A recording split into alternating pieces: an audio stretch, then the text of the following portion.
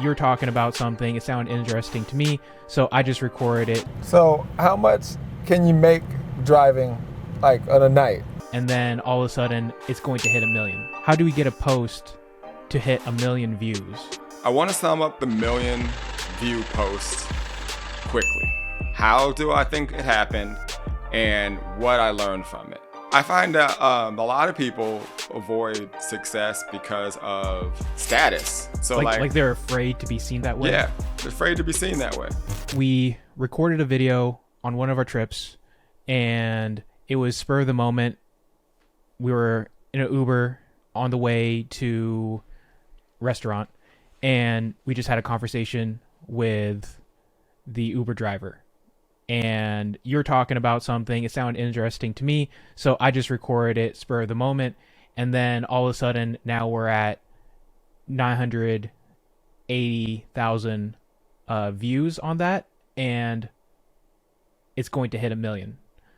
So what is your take on that?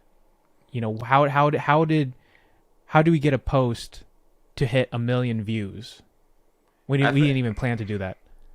I mean, I think that it's definitely a hard thing to do because there are a lot of other people that hit 1 million and they don't do it often. So it's definitely, I can't sit here and say I know the answer, but from what I've seen and watching this thing, more than click-through rate, more than watch time, it's creating not only shareable content, but content that gets people to interact and engage with each other.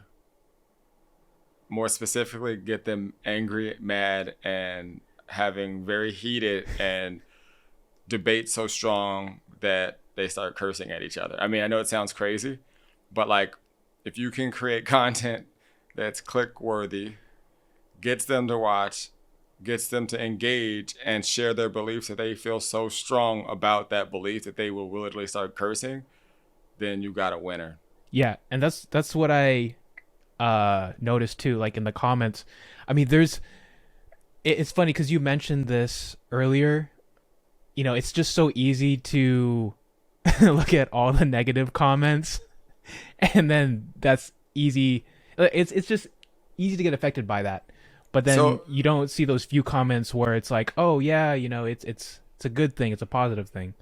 Yeah. You know? So I want to sum up the 1 million view post quickly.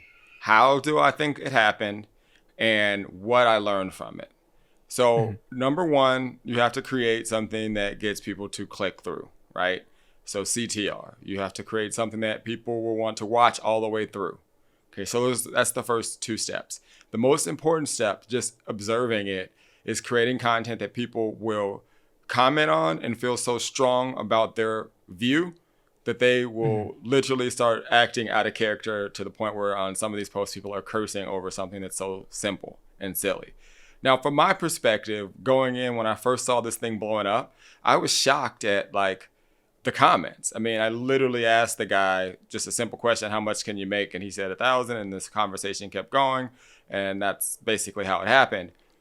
The fact that the first thing that people hear when they see that is, no, you can't make that, or there's no way you can make that. Like they go to the what you cannot do from a post that I thought would inspire people, or you aren't talking about taxes, or you aren't talking about the wear on your car. I just find it very interesting that something that could be so positive, people will find a way to make it negative. I know, right? There were a lot of people that were commenting and being what I perceived as negative, right? Meaning, what about gas? What about, taxes? And that's not true. You're going to tear up your car. Every which way that, to make it negative versus looking at the positive. I found myself in the beginning focused in on that. And I think those things prevent people from actually creating more content, because I don't think a lot of content is created with the thought that I want to create this really angry type of post. I think it's just created because it's created. So I had to step back and look at it and be like, hold on a second. This thing has over 1 million views and close to 20,000 likes. Now there's well over 700, I think almost 800 comments. And let's just say half of them were the people that were negative. all I was focused on was those negative things. What about the million people that viewed, that didn't comment, that watched it? They're like, wow, good for that Uber driver. He's working hard and making $1,000 a day. Right. Exactly. Right. Yeah. I mean, that's such a good, I guess, example of, I guess, where everyone's at right now when it comes to just whether it's like a side hustle, business, starting a business. I mean, even like the previous post that you had before that we posted, I took it from one of your walks that you probably did, I think maybe in like 2018, but it's still relevant. Mm-hmm. And I think what you said was, it was like that one question that when people are asked this, and let's say they're working a 9-to-5 job, and they're going to come up with every single excuse in the book not to do it, when people in similar situations have done it throughout history. Yeah, like, I mean, it's just wild. Like, you look at society and you look at every person that I know, and I'm sure every person that you know can step back and see the path that people that have acquired great wealth took. Mm-hmm. Right. And then you can pretty much look at everyone else. And people will fight to the death to hold on to the 90 percentile group who's living paycheck to paycheck, struggling each and every day, have $1,000 in savings. And I'm not hating on these people. I'm not saying they're bad people, or because I've been there and worse. What I'm saying is, you're listening to people and you're feeling so strong about something, and what you're feeling so strong about, you're getting it from people who are in the same situation. Yeah, exactly. Like, and like, for me, I just look at that and it bothers me, because I think it's easy to be rich and it's easy to be broke. Why so? Because if you talk to the person that's rich, it's easy for them because that's all they know how to do. They just know how to make money. And the people that are broke, it's very easy for them to just be broke. And they'll say, oh, it's hard to go do that. I don't have the time to do that. They always say that to them, it's harder to be, make a lot of money. Mm-hmm. That's because it's easy for them to be broke. Mm. And I know it's like, why would I just choose it? Because it's easy. Like, people want to live their lives avoiding pain and seeking pleasure. So if you can get by and you can have food on the table and a safe place to sleep at night, a lot of people will just deal with their current situation, even though they want better. And, sometimes I know that people that are financially okay probably irritate people that are struggling because they make life look so easy. But what are they supposed to do? Make life look hard because it's hard for you? Right. It's kind of like the person that's driving the Lambo. Why can't he drive his Lambo? Why do when people see a picture of a guy in his Lambo, Lambo guy? Like, why? What do you want him to drive? A Honda Civic because you drive a Honda Civic? That's what he can afford. To him, a Honda Civic price point is the Lambo. Whether he bought it or rented it. I find that a lot of people avoid success because of status. So like they're afraid to be seen that way? Yeah, they're afraid to be seen that way. Like, they're actually afraid to be seen. Actually, I heard Russell Brunson say this one time. He was looking to, and I might butcher this story, so if Russell sees this, my bad, but this is how I remember it. He said that he was going to get his wife a new car.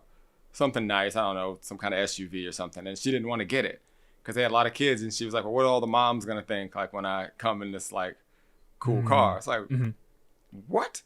Like, people make decisions based off of status all the time. Right. What other people think. What other people think. And I'm telling you right now, at the end of the day, when the lights go out and it's your last breath on earth, the last person you're going to be caring about is what other people thought. Right. That's the last thing. You don't, I mean, I'm telling you, the faster you can get out of worrying about what other people think, the faster you're going to be cashing those big checks. Exactly. Yeah. And I think that goes with with content too. I mean, because everyone is like they know what they need to do. I mean, they see it, all these other people doing it, they see it working, but then I think, part of that too is the same thing. Exactly. Like how are they going to be perceived? But I think it was interesting because I was watching this one video. It was like a keynote with Gary Vee, and he brought up a good point where the reason why person's feeling that way is because they are coming from an angle of like selfishness, like they want something in return. I actually I saw that. I don't out. watch. I did see that. I actually don't watch a ton of Gary Vee as much anymore. But, I haven't seen it in a while, but that was a good one. Yeah, because they do the post and they're like, oh, I did the post, I only got 100 likes. Oh, exactly. Oh, no one did. Like, dude, you're supposed to be doing the post as to give back, to provide value to the marketplace. Right. And as a result of doing that, then you'll get what you want in return. Right. So that's why things like, for example, the 1 million view post, I didn't do that. Well, let me get in this car and ask him. It wasn't planned. I just I'm always, curious about people that are hustling. I was impressed by how clean and how nice the SUV was and how he got out and opened the door and he did everything like how I would envision or hope I would do if I was doing the same job. And he made money. He happened to live in an area where it was busy and where people pay more money. He was smart about it.